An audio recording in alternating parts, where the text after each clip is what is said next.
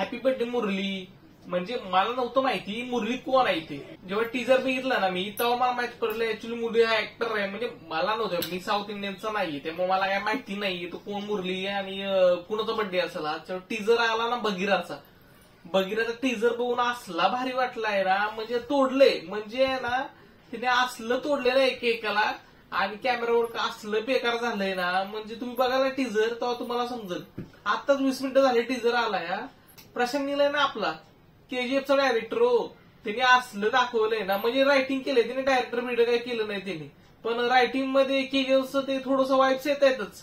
म्हणजे टीजर मध्ये दाखवलंय ना तसं थोडं केजीएफचे वाईब्स आहेत या पिक्चर मध्ये टीजर बघून.